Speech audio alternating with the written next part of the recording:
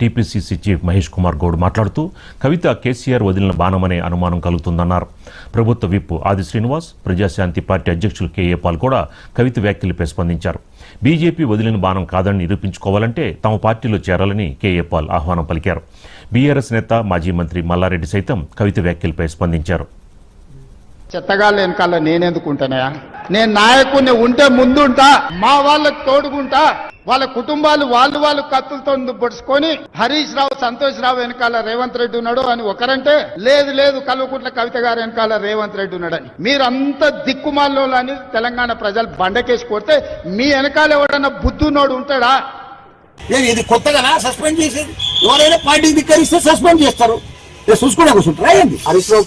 చేస్తారా? అందుకే కదా సస్పెండ్ చేసింది. పార్టీని ధిక్కరిస్తే సస్పెండ్ చేయవలసిందే.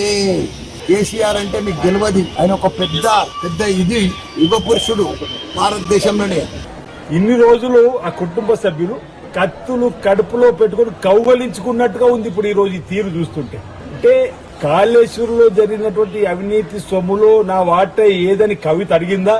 లేదు. అవినీతి సొమ్ములో కవితకేమన్నా ఇవ్వలేకపోయినరా? ముమ్మాటికి కవిత మాటలతోని హరీష్ రావు, సంతోష్ రావుగా పాపంలో భాగం ఉందంటే ఈ ఎపిసోడ్ మొత్తంలో అర్థమయ్యే అంశం ముమ్మాటికి కాళేశ్వరంలో అవినీతి అక్రమాలు జరిగినాయి.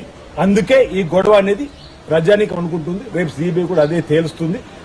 ఎవరు విడిచిన బాణం కేసీఆర్ విడిచిండొచ్చు. ప్రజల దృష్టిని మళ్లించడానికి, మా మీద వస్తున్న అవినీతి ఆరోపణలు ప్రజలు బాగా నమ్ముతున్నారు కాబట్టి దీన్ని మళ్లించడానికి కేసీఆరే వాళ్ళ కుటుంబంలోనే ఈ తగాదా, ఈ నాటకం అంతా నడుస్తుండొచ్చు కదా. రేపు వన్ ఫైన్ మార్నింగ్ నేనంతా దీని కవితని మన్నిచ్చేస్తా ఉన్నాను, కవితని మళ్ళీ పార్టీలో తీసుకుంటా ఉన్నాం, మళ్ళీ రేపు ఎమ్మెల్సీ కొట్లాడిస్తామంటే ఎవరు మనం ఆశ్చర్యం ఏముంది దాంట్లో? ప్రజల్ని మభ్యపెట్టడానికి జరుగుతుందని నేను అనుకుంటా ఉన్నాను. 10 ఏళ్లు యథేచ్ఛగా ప్రాజెక్టుల పేరట, భూముల పేరట ప్రజల సొత్తును దోచుకొని, ఆ దోచుకున్న సొత్తులో వాటాల్లో విభేదాలు వచ్చి ఇవాళ ఒకరొకరికి బయటపడతా ఉన్నారు. ఇప్పుడు సంతోష్ రావు గారు నాకన్నా ఎక్కువ సంపాదించినారని, హరీష్ రావు గారు మా అన్నకన్నా ఎక్కువ సంపాదించినారని, ఇదంతా కూడా వాటాల తగాదా. పార్టీ నుంచి సస్పెండ్ చేశారు. తనైతే బీసీల కొరకు పోరాడతానంట.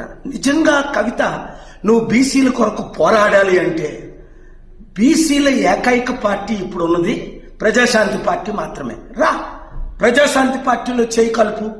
నువ్వు బీజేపీ పంపిన బాణము కాదని రుజువు చేసుకో. చెల్లె మర్చిపోయింది. ఇంకొక ఆయన సంతోషరావుకి సడ్డకుడో వియంకుడో చుట్టం ఒక ఆయన అవుతాడు, డీసీపీ పేరు సందీప్ రావు. ఈయనను పెట్టి టెలిఫోన్ ట్యాపింగ్ లో గానీ, పైసలు పట్టుకోవడంలో గానీ ఇప్పటిదాకా పేరు ఎవరు మాట్లాడలేదు. కానీ టెలిఫోన్ ట్యాపింగ్ లో ఏమేం జరిగింది, ఎవరెవరు పైసలు ఎట్లా గుంజుకొచ్చినాం, లేకపోతే ఎమ్మెల్సీ వెంకటరామరెడ్డి గారు ఏం చేస్తా ఉన్నారు, వారికి ఎట్లెట్లా జీవోలు మార్చిర్రు, ఏమేం చేసిరు, ఇవన్నీ ఇంకా చాలా విషయాలు మాట్లాడాల్సింది కవిత.